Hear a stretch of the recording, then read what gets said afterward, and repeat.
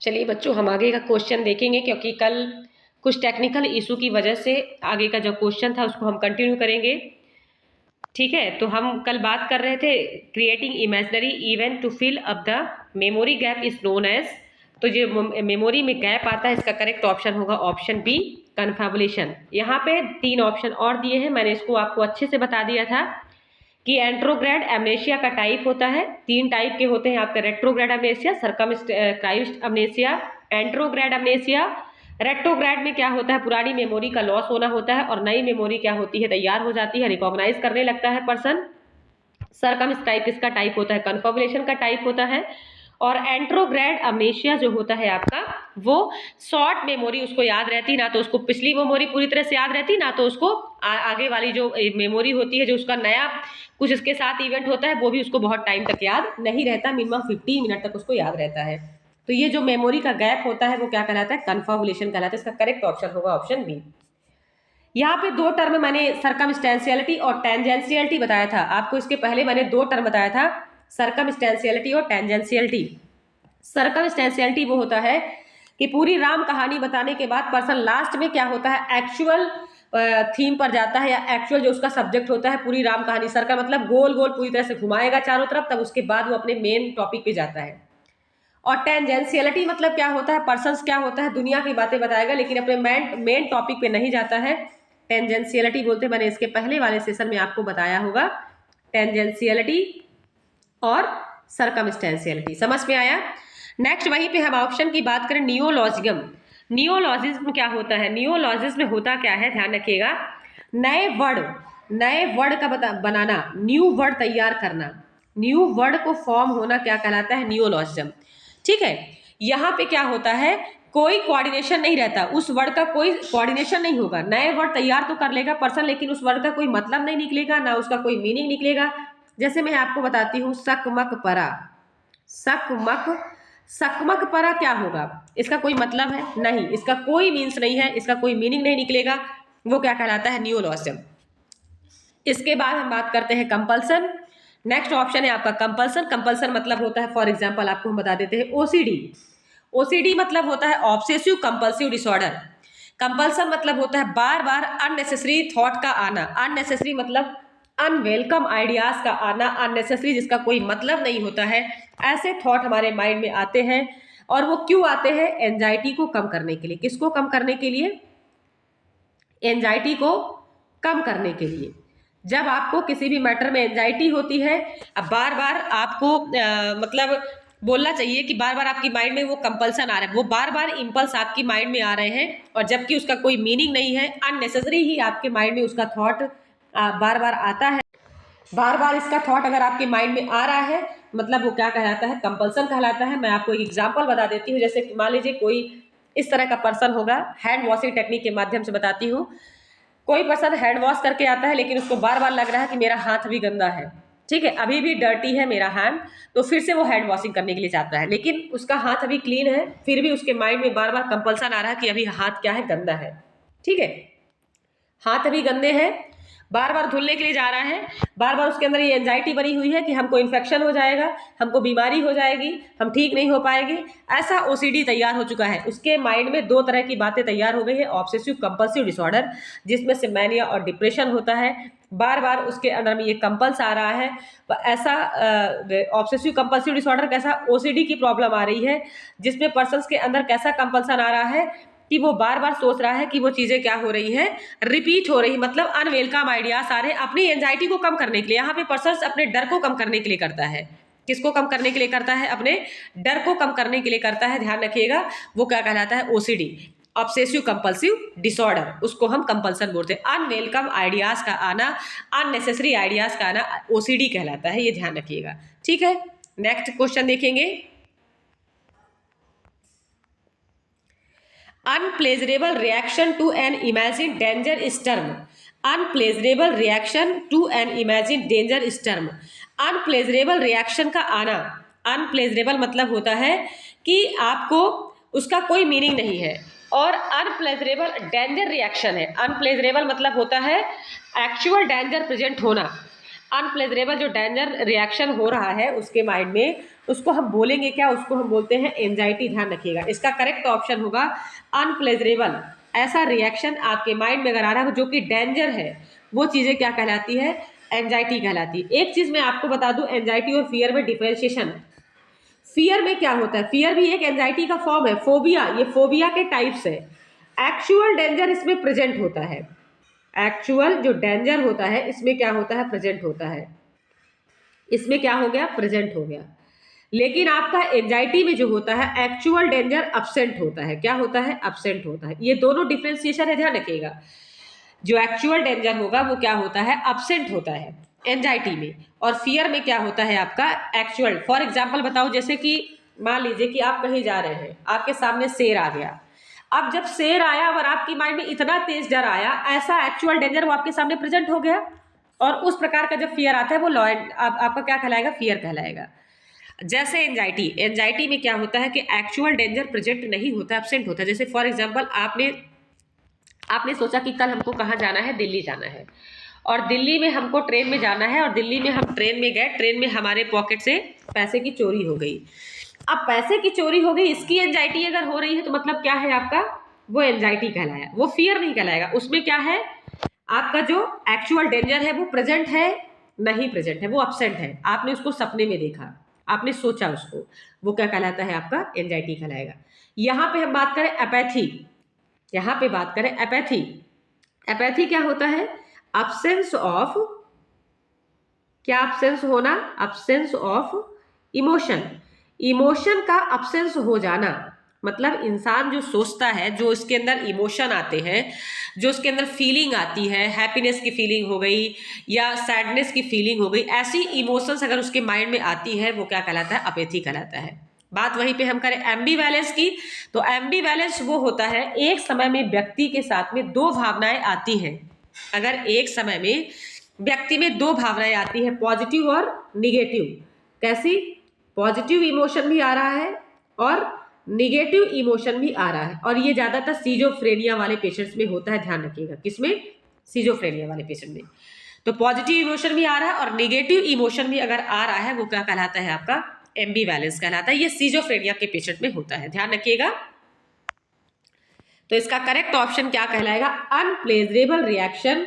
Imagine dangerous, अनप्लेजरेबल reaction हो रहा है, मतलब उसको खुशी फील नहीं हो रही है, और ऐसा इमेजिन वो कर रहा है, कल्पना कर रहा है, वो सोच रहा है, वो सपने में है, सपने में है। ठीक है, इमेजिन करना मतलब वो सपने में है। इसका करेक्ट ऑप्शन होगा ऑप्शन बी। इसका करेक्ट ऑप्शन फियर नहीं होगा, क्योंकि फियर में क्या होता है, एक्चुअल जो स्टिमुलाई होता है वो क्या होता है, प्रेजेंट होता है, ध्यान रखिएगा। तो इसका करेक्ट ऑप्शन क्या होगा, ऑप्शन बी होगा। नेक्स्ट क्वेश्चन देखेंगे। देखिए, इसके पहले वाले सेशन में मैंने आपको बताया था एक जगह पे, बाईपोलर डिसऑर्डर, वो मैनिया और डिप्रेशन जो मूड डिसऑर्डर होता है, मैं आपको बता देती हूँ। जो मैनिया और डिप्रेशन होते हैं, मूड डिसऑर्डर होते हैं, और वो बाईपोलर डिसऑर्डर होते हैं। और ओसीडी में वो नहीं आता। मैनिया और डिप्रेशन आपका ओसीडी में नहीं आएगा। मैनिया और डिप्रेशन आपका ओसीडी में आता है obsessive compulsive disorder. Obsessive compulsive disorder में आता है अनवेलकम आइडियाज, अननेसेसरी आइडियाज का बार बार माइंड में आना, क्या कहलाता है, ओसीडी कहलाता है। ये चीजें ध्यान रखिएगा। अगर कहीं में पहले वाले सेशन में मान लीजिए कहीं पे ओसीडी में मैंने बताया होगा मैनिया और डिप्रेशन, तो उन चीजों को राइट कर लीजिएगा, क्योंकि मैनिया और डिप्रेशन होते हैं आपके मूड डिसऑर्डर। ठीक है, तो इस क्वेश्चन को देखेंगे। Incubatory carrier, option a person capable of transmitting an infectious agent to other during the incubation period of disease, a person who is continue to shed disease causing agent during the period of recovery, a person or other organism that has contracted an infectious disease but who display no symptom also infected by the disease themselves, carrier can transmit, a person who carry organism. अब incubation carrier क्या होता है, ये पूछा जा रहा है। देखिए, इसका करेक्ट ऑप्शन होगा ऑप्शन ए, क्योंकि इनक्यूबेशन मतलब होता है आपका डिसीज का जो ड्यूरेशन होता है, बोलते हैं ना इंक्यूबेशन पीरियड, इतना टाइम इंक्यूबेशन पीरियड। जैसे कि मान लीजिए मीजल्स हो गया, उसका इंक्यूबेशन पीरियड क्या हो गया, 10 डेज का हो गया। तो डिसीज, जब से डिसीज प्रेजेंट होती है और transmitting the infectious agent, infectious agent के थ्रू, बैक्टीरिया वायरस के थ्रू क्या होता है, वो डिसीज ट्रांसमिट होती है, फैलती है। तो जो ड्यूरेशन होता है, जो ड्यूरेशन होता है टाइमिंग होता है, इंक्यूबेशन को हम बोल सकते हैं टाइमिंग कैरियर। जो टाइम होता है डिसीज का वो क्या कहलाता है आपका इंक्यूबेशन कैरियर कहलाता है। तो इसका करेक्ट ऑप्शन होगा option a person capable transmitting और इन्फेक्शन। ऐसा पर्सन जो क्या करता है इन्फेक्शन को ट्रांसमिट करता है, इन्फेक्शियस एजेंट के थ्रू पर्सन में ट्रांसमिट होता है ड्यूरिंग द इंक्यूबेशन पीरियड के थ्रू। कोई भी बीमारी अगर किसी भी पर्सन के अंदर ट्रांसमिट होती है इन्फेक्शियस एजेंट के थ्रू, बैक्टीरिया वायरस के थ्रू फैलती है, तो वो क्या कहलाती है इंक्यूबेशन पीरियड के थ्रू फैलती है। वो किसके थ्रू फैलती है इंक्यूबेशन पीरियड के थ्रू। तो ऐसा कंडीशन क्या कहलाता है इंक्यूबेटरी कैरियर कहलाएगा। समझ में आया। वहीं पे हम बात करें अगर आपका a person other organ contracted, आपका ये मोड ऑफ ट्रांसमिशन कहलाएंगे आपके। यहाँ पे बात करें person who carry micro organism, तो यहाँ पर्सन क्या हो जाएगा होस्ट हो जाएगा। मैंने आपको बताया था एजेंट होस्ट इन्वायरमेंट, आपने एपिडेमियोलॉजिकल ट्रेड में पढ़ा होगा एजेंट होस्ट और इन्वायरमेंट, तीन चीजें आपने पढ़ी है एजेंट होस्ट और इन्वायरमेंट। यहाँ पे बात किया जाए एजेंट की, तो जो एजेंट क्या होता है ह्यूमस, होस्ट जो हो गया वो ह्यूमस हो गया, ठीक है। वो कैरी कर रहा है किसको एजेंट को कर रहा है bacteria. Host agent environment, sorry host agent ये यहाँ पे आएगा ध्यान रखिएगा, होस्ट एजेंट इन्वायरमेंट।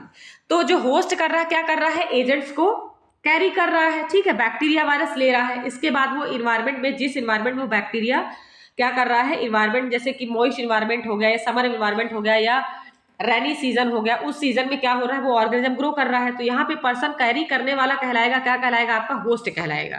तो यहाँ पे तो इंक्यूबेशन पीरियड होगा नहीं, तो इंक्यूबेशन पीरियड वो होगा जिस ड्यूरेशन में डिसीज मैक्सिमम लेवल पे पहुंचती है, इन्फेक्शन के लेवल तक पहुंचती है और वो इन्फेक्शियस कंडीशन बॉडी में प्रेजेंट रहती है, वो कहलाता है क्या इंक्यूबेशन कैरियर कहलाता है। समझ में आया, कैरियर मतलब ले जाने वाला, कैरी करने वाला।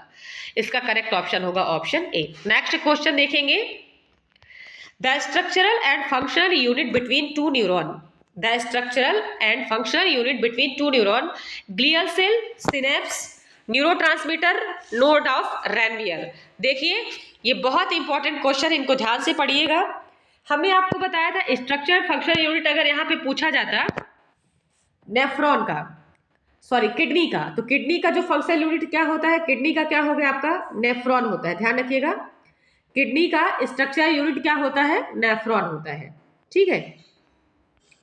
वहीं पे हम बात करते हैं स्ट्रक्चरल फंक्शनल यूनिट जो न्यूरॉन का होता है वो क्या होता है, तो नर्वस सिस्टम का फंक्शनल यूनिट क्या कहलाता है न्यूरॉन कहलाता है। लेकिन यहाँ पे क्या पूछा गया क्वेश्चन को समझिएगा, एक structural and functional unit between two neuron, दो न्यूरॉन्स के बीच में जो फंक्शनल यूनिट होती है उसको हम क्या कहते हैं, दो न्यूरॉन्स के बीच में कनेक्ट करने का जो यूनिट होता है उसको हम क्या बोलेंगे, उसको हम बोलते हैं, इसका करेक्ट ऑप्शन होगा ऑप्शन बी। मैं थोड़ा सा डायग्राम से आपको बताने की कोशिश करूंगा, आप सब करूंगी सॉरी, तो आप समझिएगा।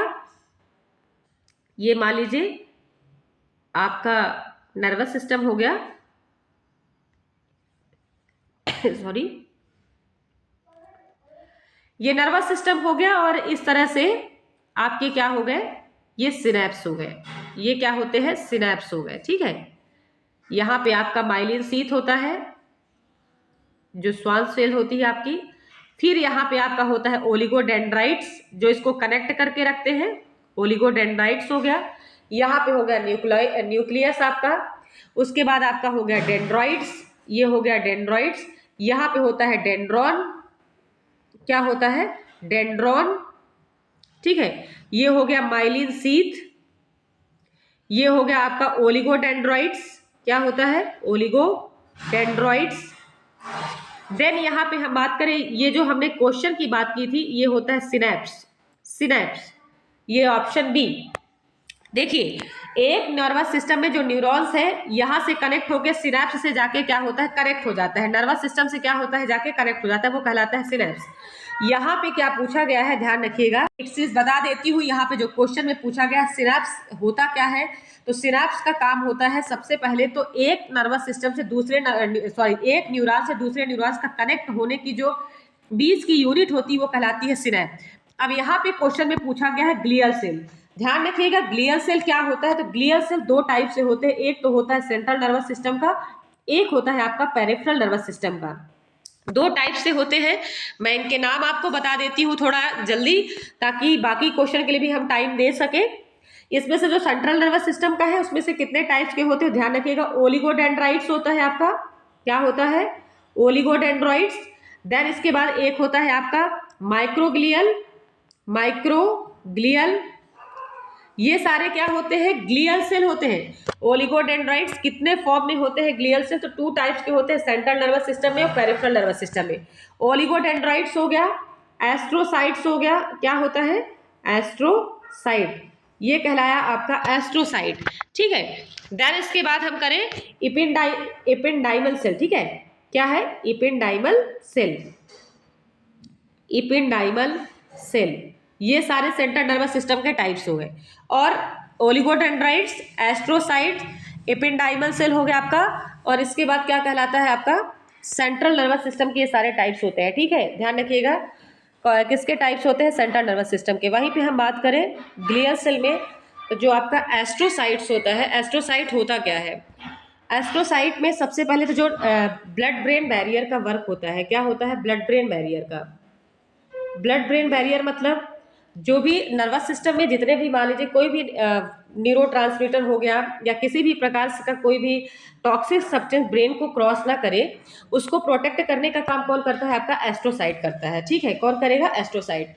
वहीं पे बात करें ओलिगोडेंड्रोसाइट्स का, तो ओलिगोडेंड्रोसाइट्स का क्या वर्क होता है आपका, तो जो नरिशमेंट करने का काम होता है, न्यूट्रिशन को प्रोवाइड करने का काम होता है नर्वस सिस्टम को, कौन करता है, आपका ओलिगोडेंड्रोसाइट्स करता है, ठीक है। वहीं पे माइक्रोग्लियल सेल्स का काम क्या होता है, तो माइक्रोग्लियल सेल्स का काम होता है ब्रेन को इम्यून सेल से या इम्यूनिटी पावर इंक्रीज करना नर्वस सिस्टम के अंदर, क्या कहलाएगा, ब्रेन में इम्यूनिटी पावर, इम्यून रिस्पॉन्स देना, क्या कहलाएगा, इम्यून रिस्पॉन्स देना, ठीक है।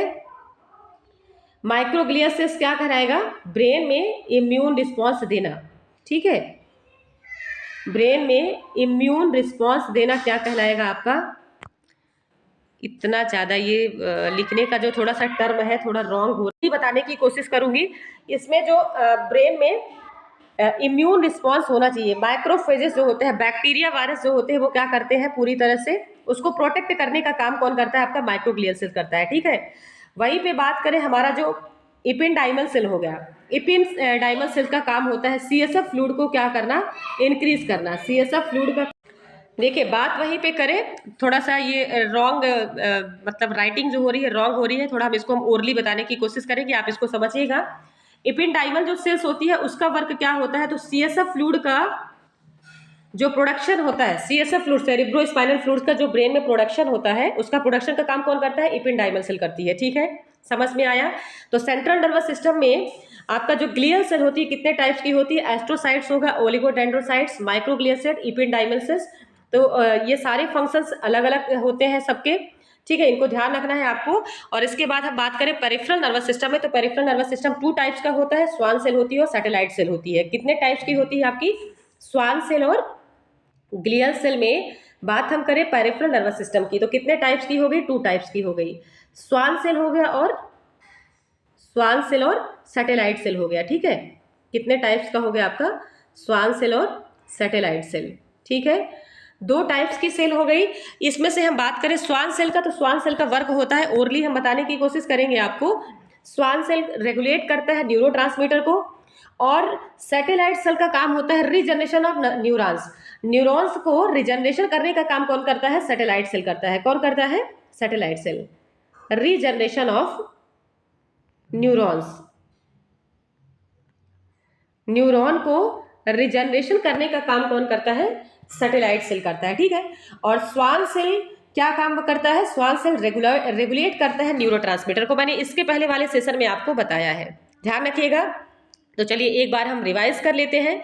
ग्लियल सेल 2 टाइप्स का होता है, CNS और PNS, सेंट्रल नर्वस सिस्टम और पेरिफेरल नर्वस सिस्टम, जिसमें से सेंट्रल नर्वस सिस्टम में 4 टाइप्स के होते हैं, एस्ट्रोसाइट, ओलिगोडेंड्रोसाइट्स, इपिंडाइमल सेल्स और माइक्रोग्लियल सेल्स, ठीक है, इनके सारे अलग अलग फंक्शंस होते हैं, ध्यान रखिएगा। वहीं पे हम बात करें पेरिफेरल में स्वान सेल होता है और सैटेलाइट सेल्स होता है, और इनका और ध्यान रखिएगा नोड ऑफ रैनवियर भी होता है, इसमें नोड ऑफ रैनवियर भी होता है। नोड ऑफ रैनवियर का काम होता है कनेक्टिविटी करके रखना, कनेक्टिविटी करना, और नरिशमेंट करता है किसको, नर्वस सिस्टम को, ठीक है, ये फंक्शंस होता है। और एलिगोडेंड्रॉइड्स का वर्क क्या होता है, जो माइलिन शीथ का, नोड ऑफ रेनवियर जो होता है, देखिए नरिशमेंट करता है, न्यूट्रिशन प्रोवाइड करता है, लेकिन ओलिगोडेंड्राइट्स क्या करता है, माइलिन शीथ का जो कवरिंग को मेंटेन करके रखता है, माइलिन शीथ को मेंटेन करके रखेगा, वो कौन होता है आपका, ओलिगोडेंड्रोसाइट्स कहलाएगा। ठीक है, अब बात हम करें न्यूरोट्रांसमीटर का, तो न्यूरोट्रांसमीटर अलग अलग होते हैं। यहाँ पे मैंने नोड ऑफ रेनवियर बता दिया। नोड ऑफ रेनवियर मान लीजिए ये आपका न्यूरॉन्स हो गया। ठीक है, ये जो कनेक्टिविटी है, ये जो कनेक्टिविटी है वो क्या होती है, नोड ऑफ रेनवियर। इनका काम होता है nourishment for the neurons, neurons को न्यूट्रिशन प्रोवाइड करने का काम करता है नोड ऑफ रेनवियर।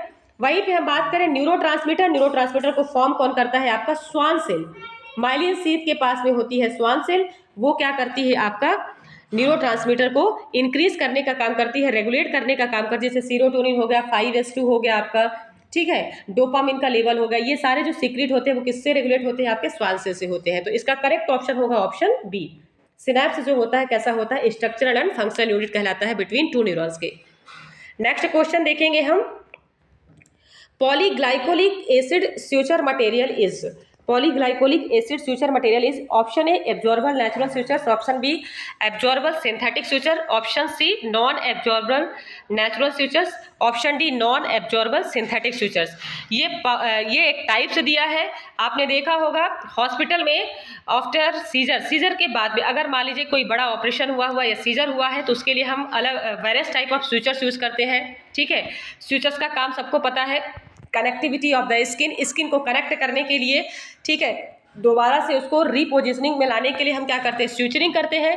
तो अलग अलग टाइप्स के वेरियस टाइप्स ऑफ स्यूचर देखने को मिलते हैं, आपने पढ़ा होगा इसमें से। तो ये पूछा जा रहा है कि जो ये टाइप्स ऑफ स्यूचर्स दिया है, तो इसमें से कौन सा टाइप स्यूचर्स का है ये पॉलीग्लाइकोलिक जो एसिड स्यूचर्स होता है, वो किसका टाइप्स होता है, तो वो किसका टाइप्स होता है, आपका एब्जॉर्बल सिंथेटिक स्यूचर्स का टाइप्स होता है। किसका, इसका करेक्ट ऑप्शन होगा ऑप्शन बी, एब्जॉर्बल सिंथेटिक स्यूचर्स का ऑप्शन होता है पॉलीग्लाइकोलिक एसिड का स्यूचर्स होता है ये। ठीक है, देन वहीं पे हम बात करें एब्जॉर्बल नेचुरल स्यूचर्स, एब्जॉर्बल नेचुरल स्यूचर्स का होता है आपका सर्जिकल कैटगट हो गया।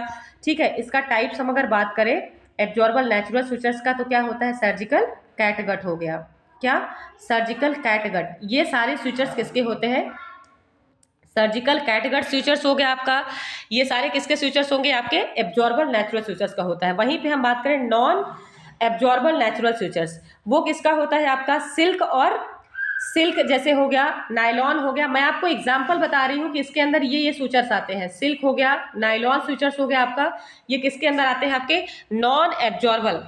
मतलब देखिए आपको मैं समझा दूं, एब्जॉर्बल और नॉन एब्जॉर्बल में क्या क्या डिफ्रेंसिएशन होता है। एब्जॉर्बल का मतलब होता है कि आपकी बॉडी में वो एब्जॉर्ब हो जाएगा, नॉन एब्जॉर्बल मतलब वो क्या होगा, आपकी बॉडी में एब्जॉर्ब नहीं होगा, वो क्या कहलाता है, आपका नॉन एब्जॉर्बल कहलाता है। समझ में आया।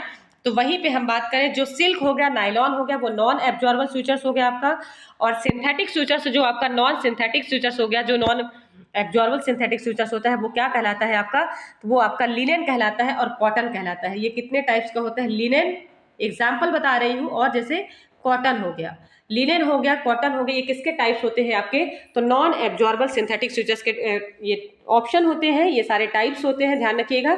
तो आपका पॉलीग्लाइकोलिक एसिड स्यूचर्स क्या होता है, आपका एब्जॉर्बल सिंथेटिक स्यूचर्स होता है। इसका करेक्ट ऑप्शन होगा ऑप्शन बी। समझ में आया। नेक्स्ट क्वेश्चन हम देखेंगे, When was the National AIDS Control Program? When was the National AIDS Control Program? Option A 1975, Option B 1977, Option D 1952। देखिए आपको बताना है इसमें से कि जो आपका एड्स कंट्रोल प्रोग्राम आया था, ये कब लॉन्च किया गया था, ये कब आया है आपका, इसका करेक्ट ऑप्शन होगा ऑप्शन सी। ध्यान रखिएगा, यहाँ पे हम बात करें ICDS प्रोग्राम जो होता है, ICDS integrated child development service, integrated child development जो सर्विस होती है, ICDS प्रोग्राम जो लॉन्च हुआ था, कब लॉन्च हुआ था आपका 1975 में। कब लॉन्च हुआ था, 1975 में। वहीं पे हम बात करें 1977 में, तो आपका जो नेशनल फैमिली प्लानिंग प्रोग्राम था, नेशनल फैमिली वेलफेयर प्रोग्राम, ध्यान रखिएगा, नेशनल फैमिली वेलफेयर प्रोग्राम, ये जब लॉन्च हुआ था, ये कब हुआ था, 1977 में। नेशनल फैमिली वेलफेयर प्रोग्राम, ध्यान रखिएगा इसको, ठीक है। वेलफेयर और प्रोग्राम दोनों में डिफरेंशिएशन है। वेलफेयर प्रोग्राम कब लॉन्च हुआ था आपका, 1977 में, नेशनल फैमिली वेलफेयर प्रोग्राम। और 52 में क्या हुआ था, नेशनल फैमिली प्लानिंग इन दोनों में नेशनल फैमिली प्लानिंग प्रोग्राम जो लॉन्च हुआ था 1952 में, जो कि फर्स्ट 5 ईयर प्लान में लॉन्च हुआ था, क्योंकि फर्स्ट 5 ईयर प्लान कब चला था, तो 1951 से लेके 56 तक। कब तक? 56 तक फर्स्ट 5 ईयर प्लान चला था। ध्यान रखिएगा, फर्स्ट 5 ईयर प्लान कब चला था? फर्स्ट 5 ईयर प्लान 1951 से लेके 56 तक चला है ये प्रोग्राम, तो ये ध्यान रखिएगा। और ये नेशनल फैमिली प्लानिंग प्रोग्राम कब लॉन्च हुआ था, तो 1952 में लॉन्च हुआ था, जिसका करेक्ट ऑप्शन होगा ऑप्शन सी। और 1987 में ही क्या चला था आपका? National mental health act. इसी डेट के दिन नेशनल मेंटल हेल्थ, चलिए ठीक है, इसका करेक्ट ऑप्शन क्या होगा? Option C 1987। नेक्स्ट क्वेश्चन देखेंगे, in following which one known as Cooley's anaemia, in following which one known as cooling anaemia. अब आपको इसमें बताना है कि कूलीज जो एनीमिया फील होता है उसको किसको बोलते हैं? Leukaemia, thalassaemia, sickle cell anaemia या आयरन डिफिशियंसी एनीमिया। इसका करेक्ट ऑप्शन क्या होगा? तो ध्यान रखिएगा, कूलीज एनीमिया जो फील होता है किसमें होता है आपका? इसका करेक्ट ऑप्शन होगा ऑप्शन बी, थैलेसीमिया। ल्यूकेमिया क्या होता है? Blood cancer. इसको हम क्या बोलते हैं? Blood cancer. WBC का लेवल जब इंक्रीज हो जाता है वो किस में फॉर्म होता है आपका? ब्लड कैंसर में फॉर्म होता है, उसको हम क्या बोलते हैं? ल्यूकेमिया बोलते हैं। बात करें वहीं पे सिकल सेल एनीमिया, जब आरबीसी का शेप किसमें हो जाता है? एक हंसिया आकार का बना लेती है, ठीक है। वो अपना शेप कैसा बनाती है? हंसिया आकार का। वो क्या कहलाती है? आपकी सिकल सेल। इसमें आरबीसी का शेप कैसे हो जाता है? इस तरह से हो जाता है, हंसिया आकार का उसका शेप हो जाता है। आरबीसी का स्ट्रक्चर हंसिया शेप में होता है, उसको हम बोलते हैं सिकल सेल एनीमिया। ल्यूकेमिया क्या होता है? ल्यूकेमिया ब्लड कैंसर होता है, और ये मोस्ट ऑफ द बच्चों में देखने को मिलता है। किसमें देखने को मिलता है? बच्चों में। Blood cancer most of the childrens में देखने को मिलता है। वहीं पे हम बात करें आयरन डिफिशियंसी एनीमिया, तो आयरन डिफिशियंसी, आयरन और फोलिक एसिड की जो डिफिशियंसी से एनीमिया होता है वो तो एनीमिया ही कहलाएगा आपका, पर इसको हम बोलते हैं मेगालोब्लास्टिक एनीमिया। क्या बोलेंगे? Megaloblastic anaemia. आयरन और फोलिक एसिड की डिफिशियंसी से जो एनीमिया होता है उसको हम बोलते हैं मेगालोब्लास्टिक एनीमिया। समझ में आया? नेक्स्ट क्वेश्चन हम देखेंगे, इसका करेक्ट ऑप्शन होगा ऑप्शन बी। थैलेसीमिया क्या होता है? थैलेसीमिया में जो क्लॉटिंग फैक्टर होता है वो क्या होता है? डिस्टर्ब हो जाता है, उसमें डिसऑर्डर होता है, और इसमें पर्सन्स को क्या होता है? कूल फील होता है। और ऐसा क्यों होता है? क्योंकि देखिए, जब ब्लड क्लॉट नहीं होता है, ब्लड कंटिन्यूएशन में क्या होता है, मतलब बोलना चाहिए कि ब्लड अगर बार बार लॉस हो रहा है, ठीक है, ब्लड क्लॉट अगर नहीं हो पा रहा है, ब्लड अगर प्रॉपर तरीके से लॉस हो रहा है, तो वो ऐसी एनीमिया में क्या होता है? कूलनेस फील होता है, मतलब बॉडी कैसी हो जाती है? ठंडी हो जाती है। तो कूलनेस जो एनीमिया फील होता है किसमें होता है? थैलेसीमिया में होता है। और थैलेसीमिया कैसा डिसऑर्डर होता है? क्लॉटिंग डिसऑर्डर होता है। समझ में आया? ठीक है। नेक्स्ट अगर हम बात करें यहाँ पे,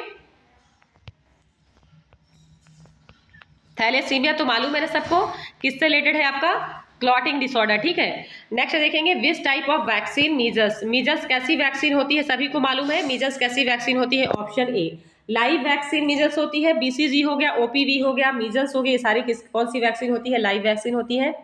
बात पे हम वहीं पे करें, आपका टॉक्साइड वैक्सीन, टिटनेस टॉक्साइड हो गया, किल्ड वैक्सीन हो गया, IPV वैक्सीन आपका क्या होता है? इनएक्टिवेटेड वैक्सीन हो गई, जो किल्ड वैक्सीन होती है। ये सारी किसमें आएंगी? आपकी किल्ड वैक्सीन में। और बात करें वहीं पे बात करें टॉक्साइड वैक्सीन की, तो टॉक्साइड वैक्सीन होती है जिसमें से TT वैक्सीन होगी, ये क्या होती है? आपकी टॉक्साइड वैक्सीन। इसका करेक्ट ऑप्शन होगा ऑप्शन ए, लाइव वैक्सीन होती है, ठीक है। समझ में आया? नेक्स्ट क्वेश्चन देखेंगे, platelet concentrate should be stored at, platelet concentrate should be stored, option A 20 degree Celsius, option B 18 degree Celsius, option C 22 degree Celsius, और ऑप्शन डी 30 डिग्री सेल्सियस। यहाँ पे हम बात करें प्लेटलेट्स जो कंसंट्रेट लेवल आप जानते हो प्लेटलेट्स को रखने का, जैसे ब्लड बैंक में आप जब रखते हो तो कितने डिग्री सेल्सियस पे उसको स्टोर कर सकते हो, ये पूछा गया है। तो सबका स्टोर अलग अलग होता है, तो 20 से लेके 22 डिग्री सेल्सियस टेम्परेचर पर आप किसको स्टोर करते हो? उसका जो कंसंट्रेट लेवल होता है स्टोर करने का प्लेटलेट्स का, तो 20 से लेके 22 डिग्री सेल्सियस होता है। यहाँ पे हम बात करें 18 डिग्री सेल्सियस, तो वो किसका होता है? प्लाज्मा का होता है। किसका होता है? प्लाज्मा का। इसका करेक्ट ऑप्शन है ऑप्शन सी। वहीं पे हम बात करें जो 20 डिग्री सेल्सियस बताया गया है जिसमें से, तो 20 डिग्री सेल्सियस पे क्या होता है आपका? तो 20 में आपका प्लाज्मा ही होता है, ध्यान रखिएगा। 18 से लेके आपका प्लाज्मा, सॉरी WBC, आप WBC बता सकते हो। WBC जो स्टोर होता है 20 से लेके 24 डिग्री सेल्सियस तक, कितने टाइम तक होता है? 20 से लेकर। वहीं पे आपका RBC जो होता है, RBC स्टोर होता है वो कितने टेम्परेचर पर होता है? तो 4 से लेकर 6 डिग्री सेल्सियस पर, 4 to 6, कहीं कहीं पे आपका 4 to 6 भी लिखा रहेगा, या 2 to 6 डिग्री सेल्सियस। तो इतने टेम्परेचर पर आपका स्टोर होता है आरबीसी। और कितने दिन के लिए स्टोर होता है तो ध्यान रखिएगा, 1 से 2 दिन के लिए, 1 to 2 days, WBC 1 to 2 days, ठीक है, 1 से 2 दिन के लिए, 2 डेज के लिए क्या होता है, स्टोर होता है WBC। आरबीसी कितने दिन के लिए हम स्टोर कर सकते हैं तो 42 डेज, कितने डेज के लिए, 42 डेज के लिए क्या कर सकते हैं हम आरबीसी को स्टोर कर सकते हैं, ठीक है। फिर इसके बाद हम 5 डेज तक आपका ये जो प्लाज्मा हो गया 5 डेज तक हम स्टोर कर सकते हैं। तो ये सब का स्टोरेज, और देखिए प्लाज्मा जो स्टोर करने का अलग अलग बताया गया है इसमें से, ठीक है। तो 18 डिग्री सेल्सियस पे हम किसको स्टोर करते हैं, प्लाज्मा को। 20 से 22 डिग्री सेल्सियस पे प्लेटलेट को स्टोर करते हैं। 20 से लेके 24 डिग्री सेल्सियस पे हम डब्ल्यूबीसी को क्या करते हैं, स्टोर करते हैं। और आरबीसी को 2 to 6 या 4 to 2 डिग्री सेल्सियस पर हम आरबीसी को क्या करते हैं, स्टोर करते हैं। समझ में आया, सबका स्टोरेज अलग अलग होता है।